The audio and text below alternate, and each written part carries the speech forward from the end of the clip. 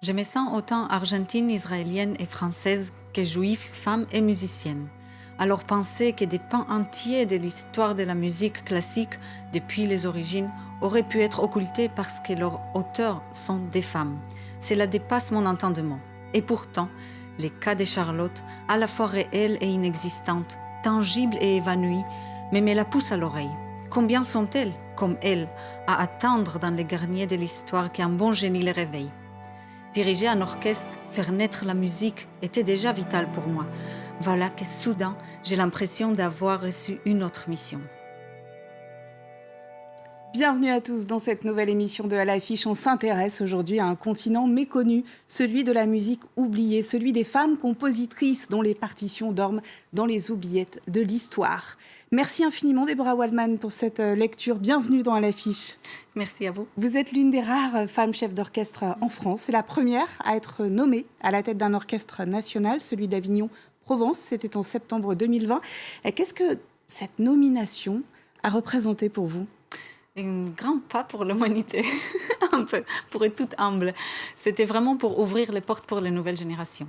J'ai tellement galéré, entre guillemets, juste pour avoir une place. Et en fait, je me suis rendu compte que c'était impossible avant.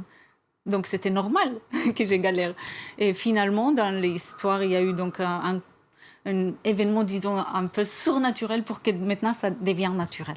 Quel événement surnaturel ? Le fait que j'étais nommée.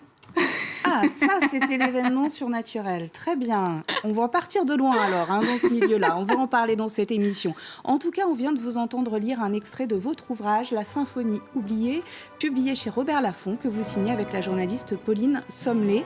Cette partition, vous êtes venue avec. Elle est signée C.H. Sohi pour Charlotte Sohi, qui était cette compositrice du début du XXe siècle. Comment ce document est-il arrivé jusqu'à vous ? Tout a commencé en 2013, où j'ai été invitée par Claire Baudin à un festival qui s'appelle Présence féminine, où il n'y avait que des femmes compositrices dans les programmes. À l'époque, j'ai trouvé que c'était une idée extrêmement ridicule, puisque je ne connaissais aucune, ni leur musique. Mais en découvrant et en travaillant leur partition, j'ai vu qu'en fait, leur musique était de grande qualité. Une pièce de Charlotte Sohi était dans les programmes et son petit-fils était dans la salle. À ce moment, il m'a dit, vous savez, si vous aimez la musique de ma grand-mère, et j'en ai beaucoup. Et petit à petit, il m'a envoyé des partitions. Et un jour, cette symphonie, donc la symphonie Grande Guerre, est arrivée dans la boîte aux lettres. Et j'ai le parcours, je lui dis, c'est très belle qualité, c'est une très belle musique, je voudrais la jouer. À ce moment-là, il me dit, si vous la jouez, ça serait une première, une création. Voilà, et elle va être jouée, cette symphonie Grande Guerre de Charlotte Sohi, le 1er juillet à l'Auditorium à Radio France. Vous dirigerez l'Orchestre national de France. On en écoute un mouvement.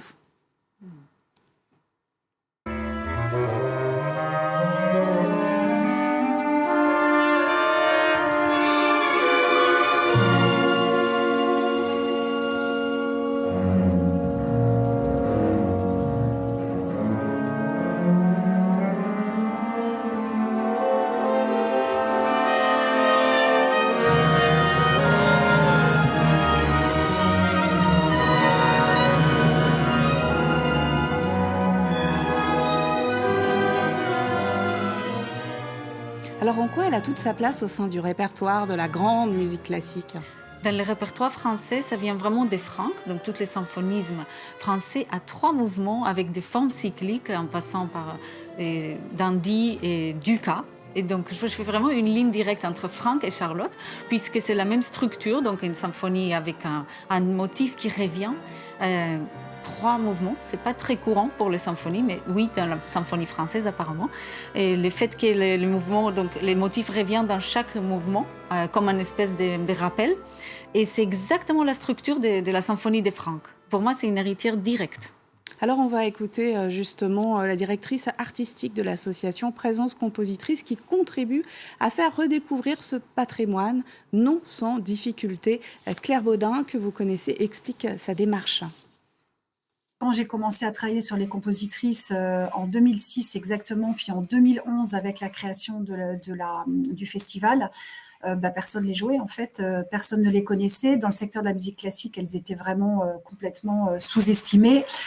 Par défaut, leurs œuvres étaient considérées comme de médiocre qualité et elles étaient considérées comme inexistantes ou très peu nombreuses. Ce qui est plus compliqué, c'est le symphonique parce que, évidemment, le symphonique, ça veut dire qu'il faut trouver les partitions. Et il faut faire la démarche qu'a faite Déborah, c'est-à-dire aller identifier une partition qui est de qualité, en réaliser une édition, la corriger, etc., la mettre entre les mains d'un chef ou d'une chef et des musiciens et musiciennes.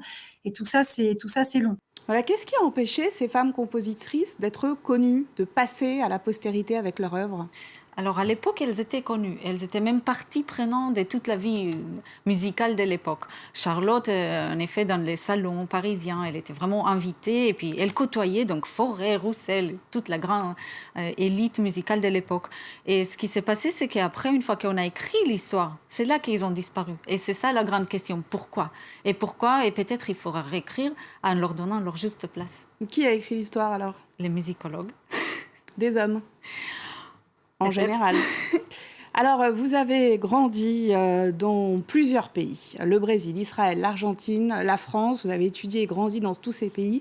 Est-ce spécifique à la France d'avoir passé sous silence ces compositrices ou c'est un mouvement plutôt mondial ? C'est mondial. Ça s'est traduit aussi dans la nomination des femmes et dans tous les postes de pouvoir et un peu l'évolution de la société.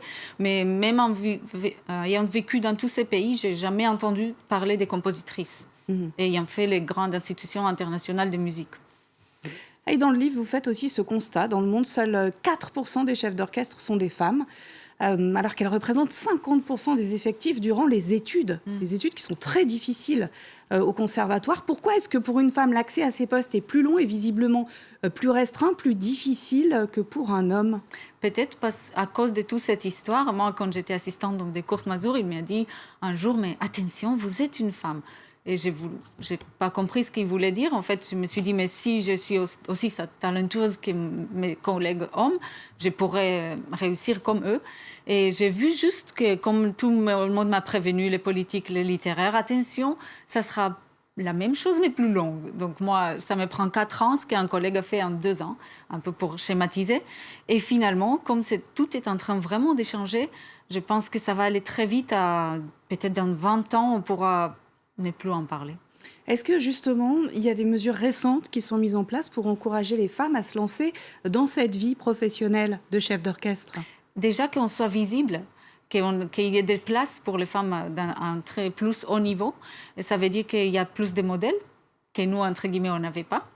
Donc ça peut inciter plus. Et puis le fait de ne pas dire que c'est, entre guillemets, autre chose, c'est que peut-être ça enrichit. Et le plus important, finalement, c'est le résultat artistique et pas le fait que c'est une femme ou un homme. Ce n'est pas du sport, c'est de l'art. C'est quand même autre chose, je trouve. C'est de l'art de l'émotion et vous avez pris les devants en quelque sorte, parce qu'il y a 8 ans, vous avez créé votre propre orchestre, Ido Meneo. On va voir à l'écran l'ensemble en train de jouer la 40e symphonie de Mozart. C'est un orchestre composé de jeunes instrumentistes et votre idée, c'était de mêler un répertoire ancien à des instruments modernes, c'est ça ? Oui, c'était d'avoir des musiciens qui ont l'habitude de jouer aussi sur instruments d'époque. Ça veut dire qu'ils ont cette conscience de la production du son. Et ça veut dire que quand ils arrivent sur un instrument moderne, qui est quand même pour moi mon son, ils jouent différemment. C'était ce maillage entre les deux. Et votre première direction d'orchestre, c'était à 17 ans, avec un sacré modèle, puisque votre mère était également chef d'orchestre. Quel conseil vous donneriez aujourd'hui à la petite fille que vous étiez, quand vous rêviez d'exercer ce métier à la baguette ? Je donnerais un conseil, ce n'est pas douter. Parce que si les choses elles arriveront en bon moment. Et moi, ça a pris beaucoup de temps, mais au fait, parce que c'était impossible finalement. Et aujourd'hui, les choses sont possibles, donc ne pas douter, juste foncer. Oser. Oser.